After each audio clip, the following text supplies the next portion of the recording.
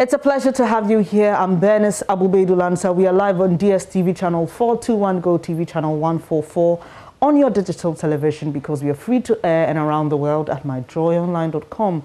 We start off on a rather sad note. 16 persons have been killed in an accident that occurred around 1:30 a.m. at the ASAFO stretch of the Accra-Kumasi Highway.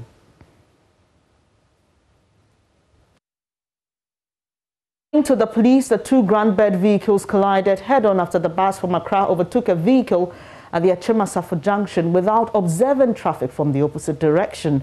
In the process, he crashed into the other bus. The drivers of the two buses didn't survive. Eastern Region Correspondent KUDEKOR joins us with more.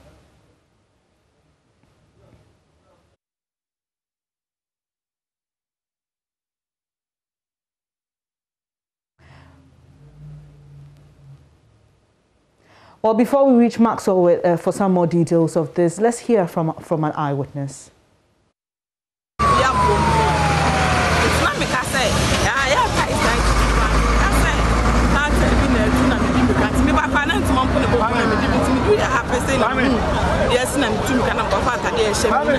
Many police make up over and on a fush bus and then a life and dead ones mean auntie nipper 5 and it's a the baby and the baby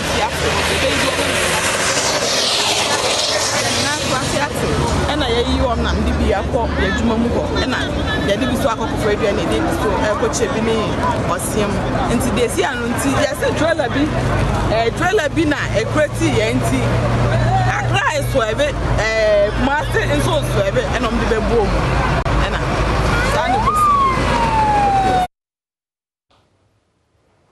I basically, that woman was just saying that the victims of this accident, most of them had their heads off while they were pulling out the bodies. Really graphic images showing. But Maxwell KUDEKOR joins us via phone. So Maxwell, how are the injured doing? Well, most of them are in a very disturbing state. Some are not stable, but others are also responding to treatment. As of now, we cannot put figure on the number who are severely injured because most of them were sent to different hospitals, including the Xavier Hospital in Osin, and then others were sent to the Suhum Government Hospital, while a few were taken to the ASAFO Health Center. So police is now putting the data together to ascertain the number of people who are severely injured. But in the meantime, the police has confirmed 16 deaths so far, even though there are speculations to the effect that the numbers are more than 16. Police can only confirm 16 deaths on the spot, while the others are receiving treatment. What's the current situation at the accident scene? Well, personnel from the ambulance service, the Ghana Fire Service, and the Ghana Police Service has done a very good job. They towed the two cars from the accident scenes and have cleared the debris from the road in order to ensure free flow of traffic within that stretch. So the two vehicles involved have been taken off the accident scene to a police station, and the officials or personnel from the Ghana Police Service as to following up to get the total number of people who have been injured. We are also trying to get some of the victims at the hospital and have a word or two with them. In the visuals you sent earlier, Maxwell, we can see that there's a lot of debris scattered. We can see foodstuffs, people's clothing and all. Are those still at the accident scene? Yeah. On the main road, it's been cleared. On the main road, it used to be on the main road as at this dawn, but as of this morning, when we got to the accident scene, the foodstuffs have been cleared from the main accident scene to ensure that nothing blocks vehicular flow in the area. So as of now, most of these items that you see have been cleared from the road. But I must add that the Apega from ASAFO, Apega, Suhum through to Insanwem, that stretch of the Kumasi Accra Highway appears to be an accident-prone scene. Most of the accidents that happen on that stretch mostly happen between either ASAFO, Apega, or the teacher. But Maxwell, tell us about this particular spot. Have there been past incidents? Have there been concerns raised, for example, about the engineering of or attitude of drivers when they get there? Exactly. So between Apega, the Apega Junction proper, and ASAFO stretch is noted to be an accident-prone area, partly because of the way and manner the driver applied that road. A portion of the road is not too good. It has developed potholes.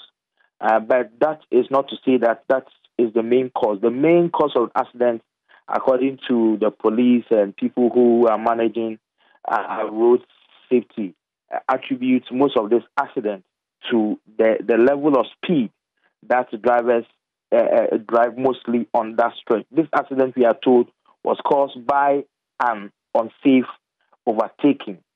The ground bed coming from Accra to Kumasi did a supposed unsafe overtaking, and the other man also driving from Kumasi to Accra was also on a high speed. So they had a head-on collision, leading to the instant demise of the two drivers on board and other people who were closer to the drivers also died on the spot. We were told that people head was chopped off, that very nasty thing that we may not be able to show on the screen. So it tells you the impact of the accident, the kind of speed that the two drivers were driving on that stretch of road. So that road is really noted for accidents, especially Apega Junction and the ASAFO stretch.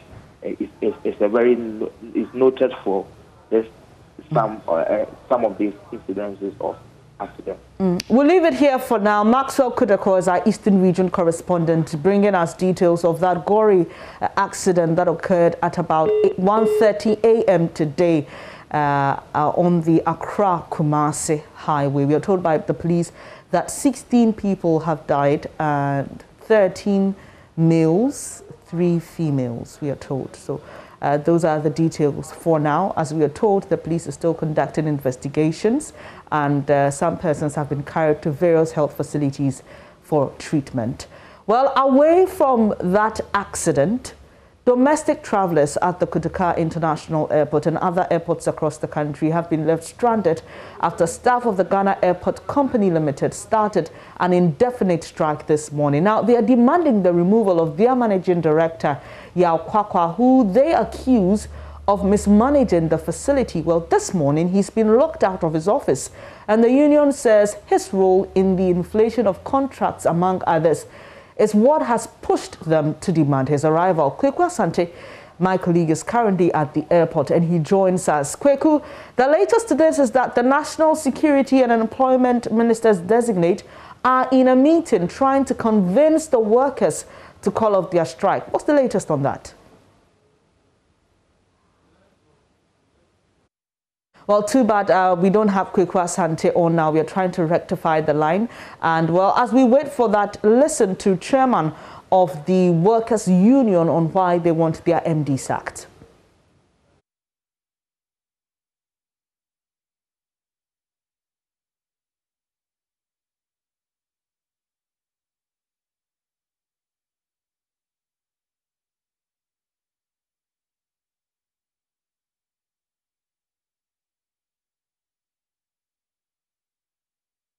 We did write a letter demanding the dismissal of the MD, but our 14-day ultimatum ends on Thursday, coming Thursday. So let me correct you right from there. Yes, and we have a lot of issues, and a lot of them bordered on his lack of interest in the welfare of staff. So based on that, we are not ready to work with him any longer. Now, let me just reference you. This is not coming from only us, the union executives. Before this decision was taken, the executives used almost 2 months to engage staff from headquarters here, section by section, team by team, and from here we went to the regions, i.e. Tamale, Kumasi, Sunyani, and Wa. From there we came back, engaged general staff in the headquarters Accra here, and at that meeting, it was, we can call it vote of no confidence, that the MD must go. It is in that spirit we write to the powers that be to remove him immediately. In general, he's not taking care of our welfare, and we think that any good managing director, the staff should be his #1 assets. Now, if he's not interested in the welfare of staff to the extent that even their health issues are not being taken care of, we think he's not the best person to manage the company. Has all of this does it have anything to do with the purported privatization of the Ghana Airport Company? They cannot be treated in isolation. In fact, when we add all these things together, we can conclude that he had a grand scheme of running the company down and have a good reason to hand it over to the private people. That's what we think. Yes. So, since you sent your letter, have you had any response? We haven't had any response yet, but we are telling you today we will be engaging the board. It is in that spirit. We don't want to go into details as at now. Now, after that engagement, we believe we can meet you and give you the details. Yes. Thank you. So, one last thing. So this was on Thursday before the strike started this morning. My colleague Kweku Asante is at the airport.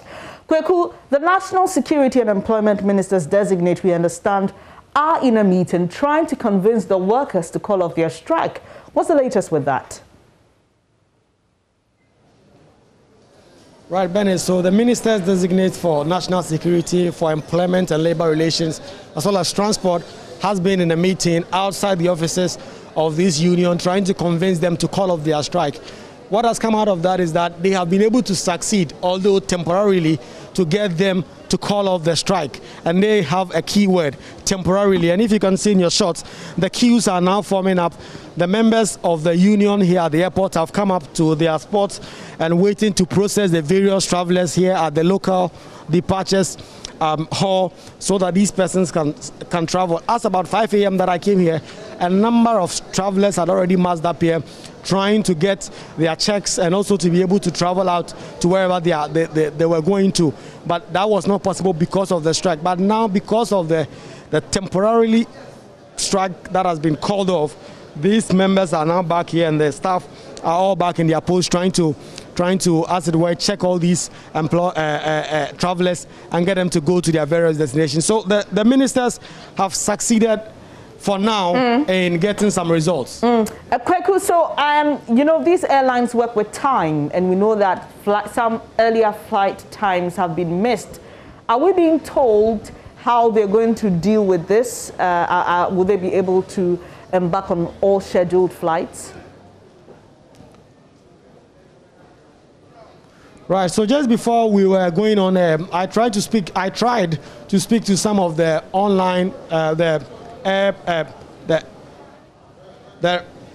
some of the officials here and trying to get a sense of what exactly they'll be doing to some of these people who have been here since morning, who are unable to travel. What they told me was that they want to get into a meeting with the airport management here and have an arrangement in terms of those people who have missed their flights. Some of them who are flying as early as 7 a.m.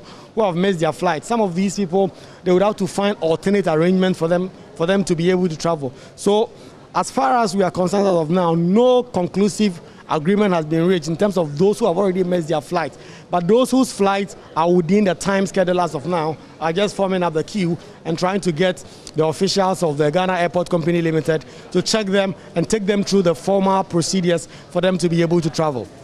All right, Kweku, you hold on. I'll come back to you shortly. Earlier, my colleague Kweku Asante spoke to some passengers on the cost of the strike to them. Where are you traveling to this morning? Why I'm traveling? Where are you traveling to? Where? Kumasi. Kumasi. Yeah. And so for some hours now, we understand that there's a strike action. Do you know what's going on here? And why the staff are not at post? I don't know. Anything? I don't know. Okay, so how important is it? Are you going to do something very serious? Yeah, for business. For business. Yeah. And so we understand that this will very much impact what you are going to do. What kind of impact will this have on whatever business you are going to do? Oh yeah, lots of airplanes have been cancelled, so not many chance to take an airplane. Yeah. Right. So how long will you wait before you take some other means to travel? Oh, I'm planning very earlier. I need to planning earlier. So. Right. So this gentleman here telling us that he would wait for a while before he would use some other means to travel. Let me talk to some more people here. Where are you traveling to, and how is this impacting you? Oh, Takrady.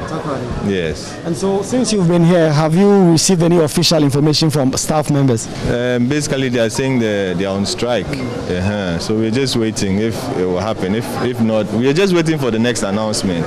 If it's going to happen, that's fine. If not, then we would have to go back. So it's unfortunate anyway. Will you want to use some other means to get to where you are going? Oh, well, we either drive, we either drive. But I mean, if we had to drive, we would have done that at dawn. You understand? So there's some form of urgency, and some of these things are unfortunate anyway. But I hope they get it resolved as soon as possible. Thank you.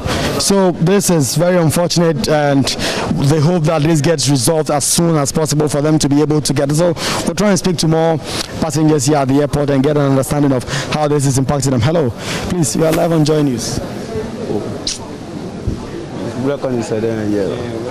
So we can't. Please, where are you traveling to? Travel to go Tamara. And then since you've been here, they said they are on strike.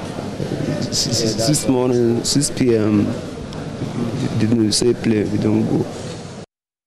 So that was earlier in the day. Now we know that the Employment and National Security Ministers designate have been able to convince workers of the Ghana Airport Company Limited to call off their strike temporarily. But let's head to Kumasi now. Prince Appiah is at the airport to give us a sense of how the action has affected operations there. Hello, Prince. What can you report? Hello, Bernice. I can report that here in the Ashanti region, the Kumasi International Airport, a number of the passengers who have been here since 6 in the morning to catch the 6:30 flight have all been very much stranded. I should say that right from that time till this time, a number of them have gone home one after the other. Others have decided to go by bus to Accra to fulfill their various engagements that they've planned.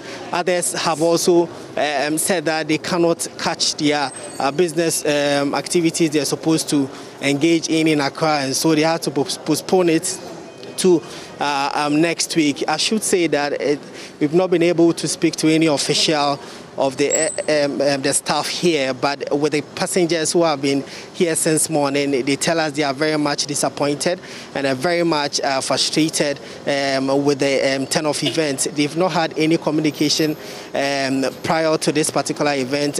What they are telling me is that this morning some of the authorities here have told them that they should either go and get their monies refunded, or they can wait and see if the strike will be called off. Let's speak to some of them briefly who just came around, and though the strike is on. Thank you very much for joining us on Joy News. Thank you so much. What has been the situation so far? Actually, I was scheduled to fly to Accra at 10:10. So I got here around 9 in the morning. But just to realize that there's a strike, that Ghana Airport is on strike. So I had no information prior to buying the tickets. How is it going to affect you? Actually, it's going to affect me because I have a returning ticket, and I have to do so much in Accra before I can return to Kumasi this evening. So it's going to affect me. It's going to affect me. All right. So what are you going to do now? Are you going to go by a bus, or you're going to forget about the trip? Yes, I spoke to one of their reps, and he said they have been given a go-ahead to start check-in. So we should give them about 10 to 15 minutes. So we are waiting to see what happens.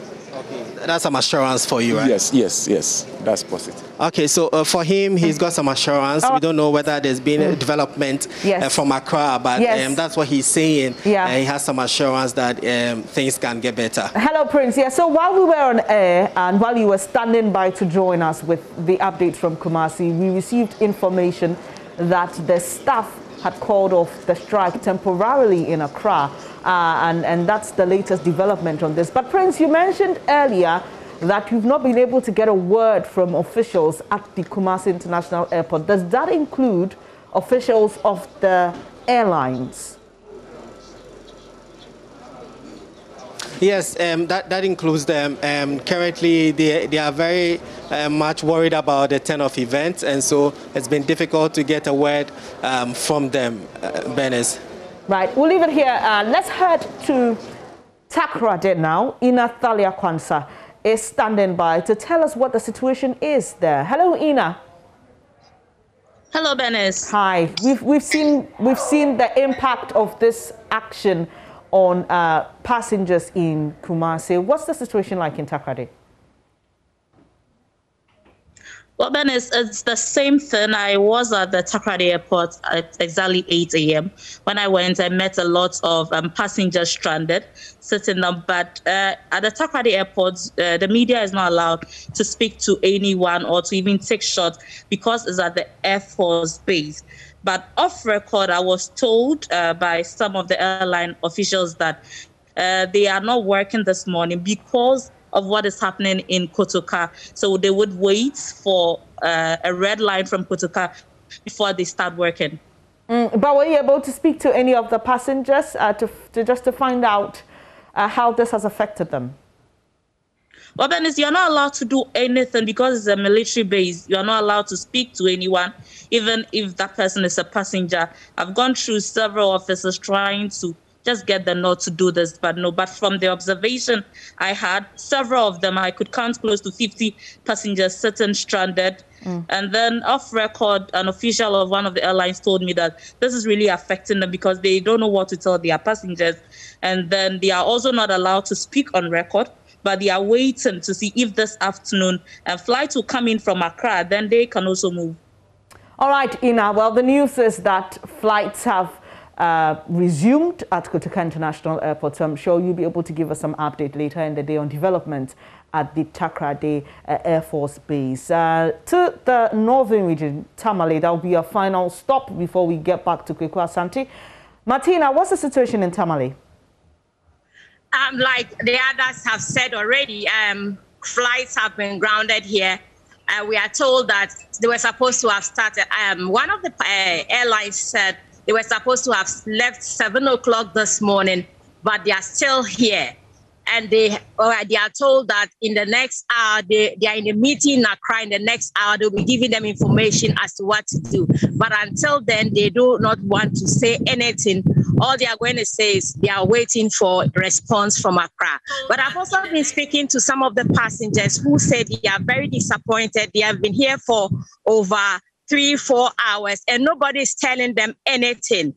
One says he's traveling to Canada and needs to get to Accra today, have other things done in Accra before he leaves in the evening to Canada. But that is not going to be possible because of what has just happened. I spoke to some other person who says that he has an emergency document to deliver in Accra and he has up to close of the day. If that is not done, then it is cancelled for him. And so people are not happy about what has just happened. I can imagine there will be a backlog of flights, Martina. Have the airlines or their officials communicated how they are going to deal with who gets to board what flight at what time? Are they going to, for example, these cases you have mentioned, determine them on a case-to-case basis, or they'll strictly go according to who was supposed to catch the earliest flight? Have you heard anything from them?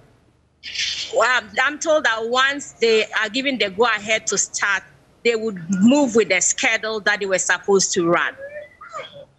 Well, thank you so much, Martina Bugri there, coming to us from the Tamale Airport. Some persons who have really been affected by this there. She shared their story. Unfortunately, we've lost Kweku Asante, but he's still stationed at the KUDEKOR International Airport and will bring us the very latest on this, even as that strike action has been, or that strike has been called off temporarily. Away from that, a newly completed school block sits idle while children at Osu Presby cluster of schools cope with congestion and bad learning conditions. Judith Awachitando reports they are unhappy with the situation and they're calling on the Municipal Assembly to relocate them urgently.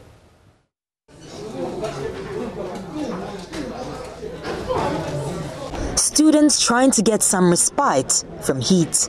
Instead of focusing on lessons, they are distracted by the environment. Ideally, education is meant to take place in a safe, convenient and comfortable environment. But here at the Osu Presby cluster of schools, the situation is different. Students have had to struggle in such dire learning conditions for years. In these times of coronavirus, students are expected to be socially distanced, but they are close together because of limited space. It affects my academic because sometimes I will come to school, I think I will feel comfortable to learn in school, but rather you come to school then you face all these challenges. Meanwhile, at school you have to feel comfortable to learn, to be able to learn well, but you come in, there is heat all over and dust, and the classrooms are not even big enough for us. Immediately we are coming to school, we polish our shoe. Like if we get to class during break time, when we get out, our madam will ask why we didn't polish our shoe, but we polish because of the dust and photos in our class. So it seems like we have not polished our school, and the classroom is full of heat. Like heat, everybody here almost has heat rashes because of the heat in this classroom. The complaints from students are well known to school authorities and even the KUDEKOR Municipal Assembly. In fact, the assembly solved the problem by building a new classroom block. But what is most striking about this situation is that the fully furnished classroom block situated right across the street is slowly becoming a white elephant after sitting idle for 4 good years. The building has been barricaded and locked up by the contractor, whom we were told had not been fully paid. We had to climb onto a public transport vehicle to have a good view of the block. This is the site which was previously occupied by the Osu 3-day school, but due to its dilapidated nature, it was demolished and a new classroom block was built. Sadly, this classroom block has been lying dormant for the past 4 years. Teachers and students were moved across the street to a temporary block, which is no different from their previous dilapidated structure. And for 4 good years, these students have had to battle with heat, congestion, and lack of a proper place of convenience. The abandoned school has now been taken over by weeds. The youth of the KUDEKOR municipality are gradually losing faith in the hope that something can be done to help their children. They are calling on government for help. For the past 1 year, we've been pushing. When we were about to start, when we were at the middle of negotiating with the MCE, there was this lockdown. So he assured us that come the reopening, he's going to get them to open it. But it's been 6 to 7 weeks into the new term, and we've not seen anything that shows that they're going to open it. I work here. I'm a driver. And this building has been here. I think they completed it around 2017, almost getting to 4 years. And our children and then all the students have been moved to the other side. Over there, there is heat, and then even the environment is not that good for them. And we don't know exactly what is going on, and the reason why they've not come back to their premises as it has been completed. So we are pleading to the government or whoever is in charge of this building to come and then finish it. Situated on the same compound as the schools is the Municipal Education Directorate. It has been a year now since the directorate was set up, but they are working under terrible conditions. Mrs. Joyce Osai is director of the office. Yes, we are not in a proper office, as you mentioned. It's the duty of assembly to help us. We visited the Municipal Assembly to get answers. Honorable Ni Ejay Teria is Municipal Chief Executive. The contractor was in a meeting with us, but it appears when she scrutinized those documents or the proposal we have given her, she is of the view that there's some shortfall somewhere. So she did not go ahead with the arrangement. But now, because there were issues that we need to understand and see, that you come to the same level. Because once you reconcile things, it will come to the same level at the end of the day. And if everything goes well, I won't be surprised that next week we may have the keys to the place and we can start cleaning up for the children to go. A week for the school to be handed over, he has promised. Joy News will surely follow on this developing story. Judith Awachitando, Joy News. You're watching News Desk with me, Bernice Abubedu-Lansa. Spike here has joined me in the studio. When we come back, we'll be talking about the latest news from the world of technology. Do stay.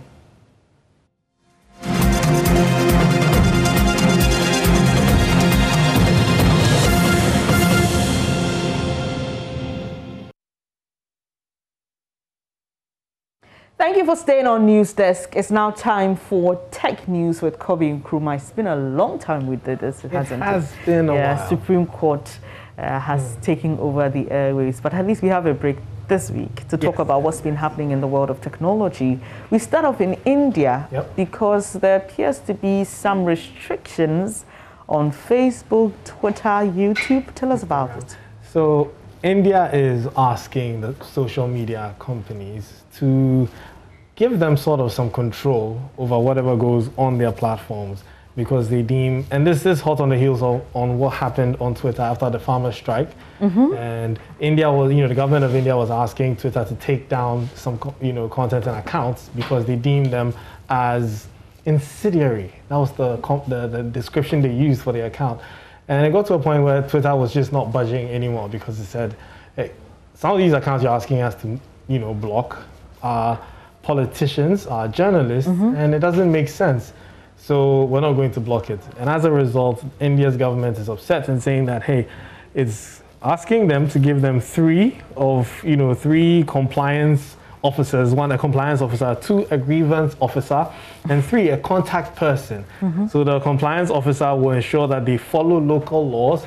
The grievance officer will address complaints from India's users about their platform. So if someone has a problem with the platform, they should be able to take it to the grievance user. And then a contact person available to Indian law enforcement 24/7.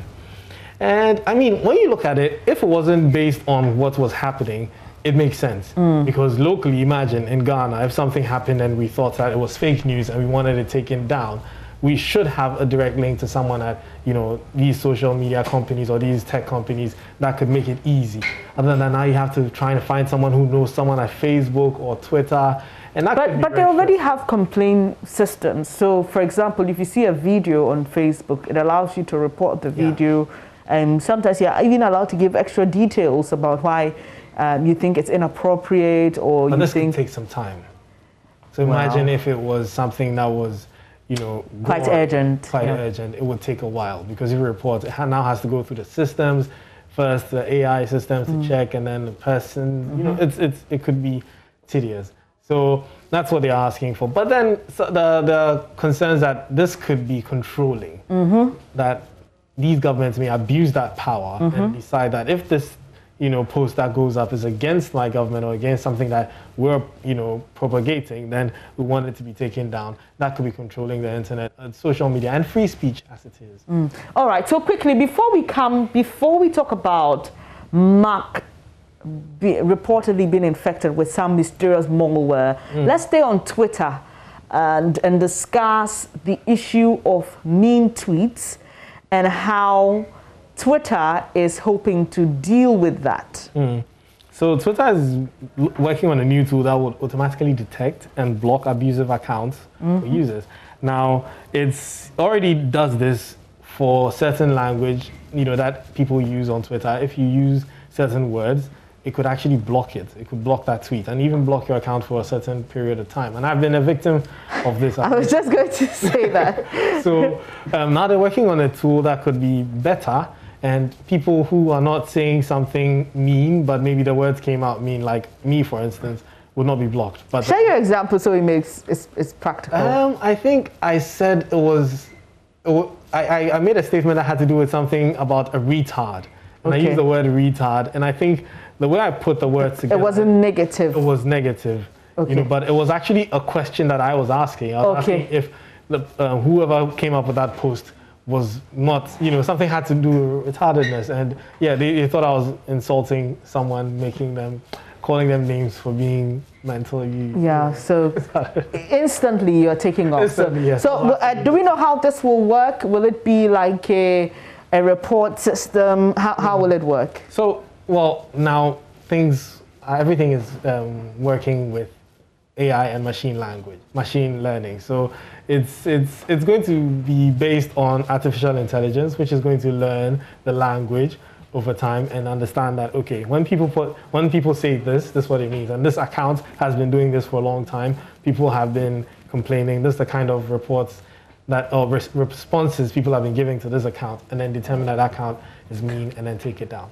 Interesting. Quickly, we have to wrap this up, but let's talk about Mac.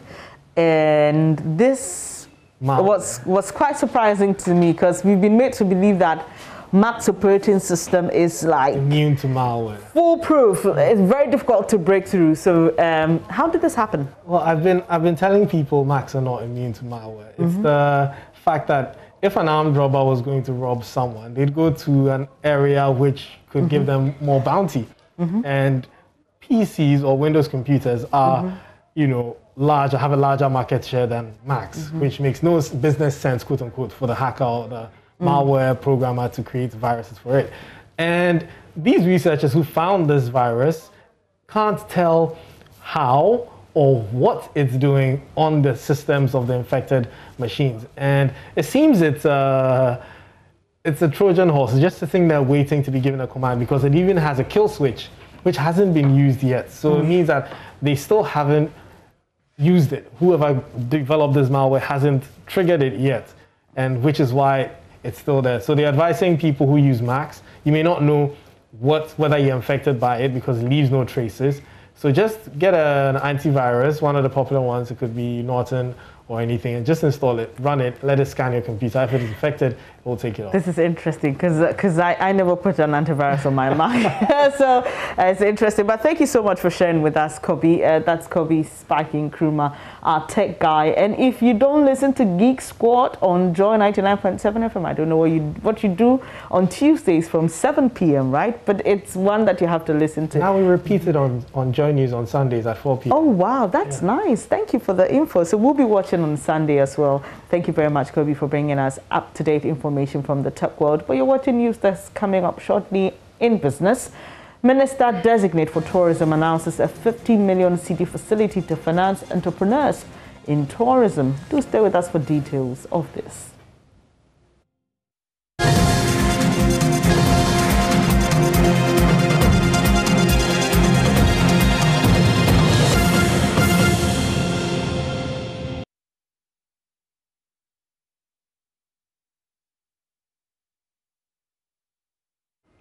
Hello, welcome to Business. My name is Daryl Kwao. Minister Designate for Tourism, Arts and Culture, Mohammed Ibrahim Awal, has announced a 50 million cedi facility to finance entrepreneurs in the tourism industry recovering from the impact of COVID-19.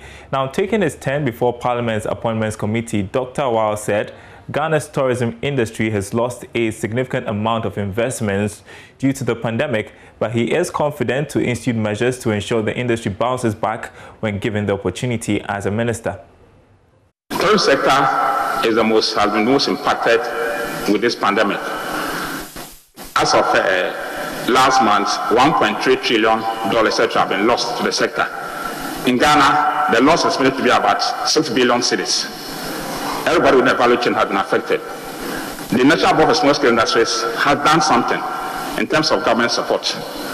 It's certainly not enough. What we intend doing is to make a proper impact assessment, which GTA is already doing, to look at what we can do. There are two things we intend to do. We intend to build the capacity of the players in the tourist sector, to also give them business ideas. That's one. It's very important for building our capacity, and there are many of them. And to intend to provide funding. The chance to speak today, we are already arranging, if given or not, to conclude 50 million cedi facility to help those in the sector. And those help to build their capacity and to give them money, prepare them for the COVID. Mr. Chairman, anytime there's a catastrophe, after catastrophe, tourism surges around the world. Second World War is an example. Anytime there's a pandemic, after a pandemic, there's a surge in tourism. want to use the downtime now to prepare our people, build their capacity, give them funding. Like I said, 50 million cedis already being worked out, so that they can build. And most of them are also women. 50% of all the industry are women. We need to build the capacity and make sure that they can deliver from being just less entrepreneurs to opportunity entrepreneurs. So that's why I want to do this downtime. So I can lots of vaccination going on. We are hoping that by the end of this year, travel and activities will pick up. And we'll prepare our people for that. Now, Energy Minister Designate Matthew Opoku-Prempeh says Ghana's growth is directly linked to its ability to industrialize. He says government will play its role in ensuring that local businesses thrive to ease the unemployment burden the country is saddled with. Matthew Opoku-Prempeh was speaking after touring Tropical Cable and Conductor Limited, which is a wholly owned Ghanaian company. In Tema, correspondent Kwame Anka has more. Tropical Cable and Conductor Limited was established in 1997. A year later, it was producing 72 metric tons of aluminum products. Currently, TCCL produces over 3,000 metric tons of aluminum and copper products and more than 1,000 metric tons of PVC. It has over the years faced stern competition from competitors in other jurisdictions that have more incentives to produce at relatively cheaper costs. At his first familiarization tour, Energy Minister Designate Matthew Opoku-Prempeh was impressed with the company's role in the sector among other areas. He believes local companies such as TCCL can be given the needed support to traverse Ghana's borders in the African Continental Free Trade Area. That you cannot shout Ghana beyond age without promoting leadership in Ghanaian business. That is what gets employment. That is why me and you, our brothers and our sisters, will get jobs to do. If you come around Tropical Cable and Conductor Limited, and you see they are employing about 150 Ghanaians, of course, look at the number of people in the extended families that these people might be that are dependent upon them. And that is why it is imperative that if Ghana wants to grow, if Ghana wants to mature, if Ghana wants to solve the youth unemployment, if Ghana wants to industrialize, companies like this that government to support to not only expand, to expand and export beyond the shores of Ghana. Deputy Managing Director of Tropical Cable, Martin Mensah, bemoans preference for foreign goods over quality ones produced locally. All players in the market have the option of buying from any country in the world which has the economies of scale. So a country somewhere else, I won't mention any country's names, has hundreds of millions of citizens and industries. When they produce, the cost per meter is much lower than us because we are not reaching our full capacity. I mean, it's basic microeconomics. The more we encourage companies like ourselves, the more that we can do to industrialize Ghana, to create jobs, and to store more of the wealth that we create here. Instead of us having to go and raise money from outside, we have the value here. Meanwhile, Martin Mensah believes Ghana could be West Africa's industrial hub. In West Africa, I think that our country must be strategic. You know, the ECOWAS trade liberalization scheme can work. It works for other countries, it works for other industries. We need government support to open up the channels. Once we open up those channels, we have enough capacity and we should be able to invest and expand our capacity to serve the entire region. You know, and you know, there are so many gaps. Look, Ghana has a bigger industrial base than many countries in West Africa. We need to build it and make ourselves, if you like, the mini manufacturing hub of the region. It can be done. Tropical Cable can produce over 5,000 tons of aluminium and copper products and over 2,000 tons of PVC at full capacity when there is demand. Kwame Yankes reports for Joy Business. And that's business for now. Sports is coming up next. Do stay tuned.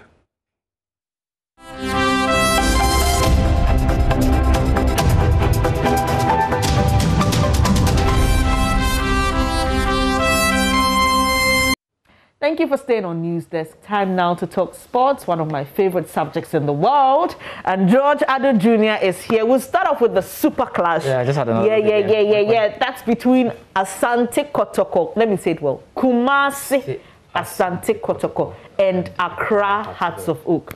Ukuma Apema Apembeba and Phobia. Never say die until the bones are rotten.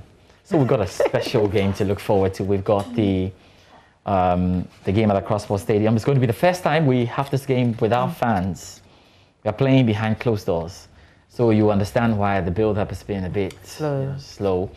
But we love the game. Kumasi Asante Kotoko are unbeaten away in all competitions. Even when they've traveled to Algeria, they haven't lost a game. The only time they've lost games is when they have come to the Correspondent Stadium, which is the adopted home.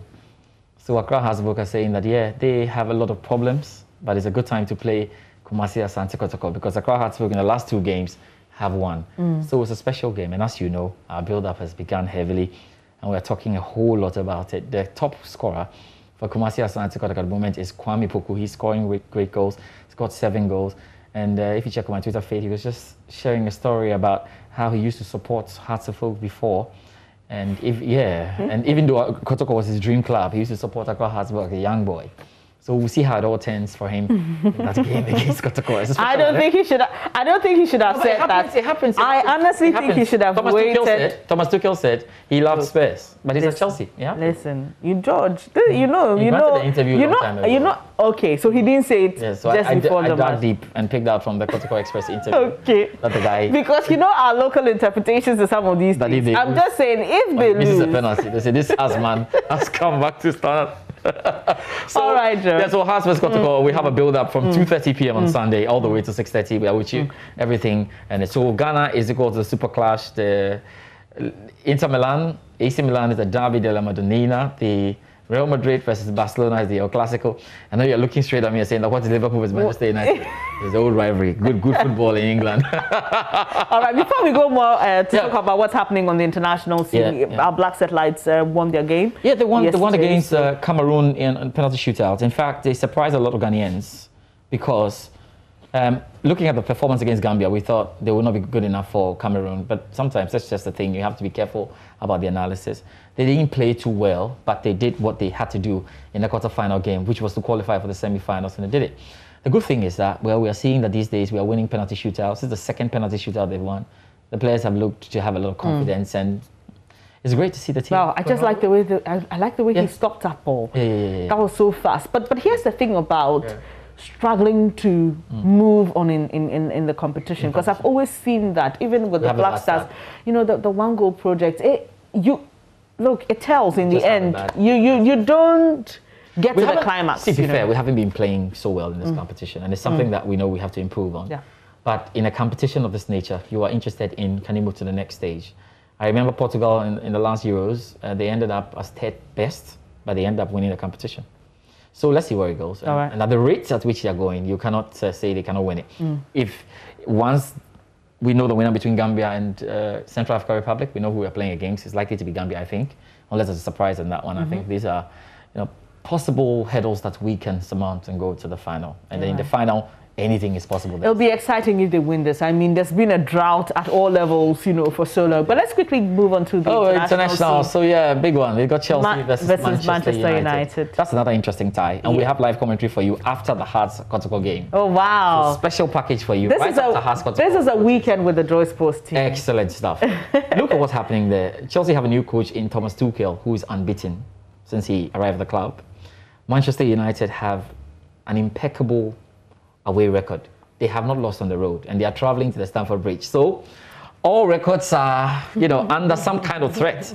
I don't know where it's going to turn, but Manchester United over the last few weeks and last few months feel like when they play Chelsea, they have what it takes to beat Chelsea. Let's see how it goes. I don't know if this picture is prophetic. Well, I don't know if you're excited by it. I don't know why Gomez has picked this picture. He's wearing a Barcelona jersey. I don't even understand why. Well, but you know that he's a Manchester United fan, and you are the Chelsea fan. So yes. this is Blue Stance Ghana GH. We have a lot to say about this one. Anyway. But just to end it, I'll just say that the Europa League was good for us.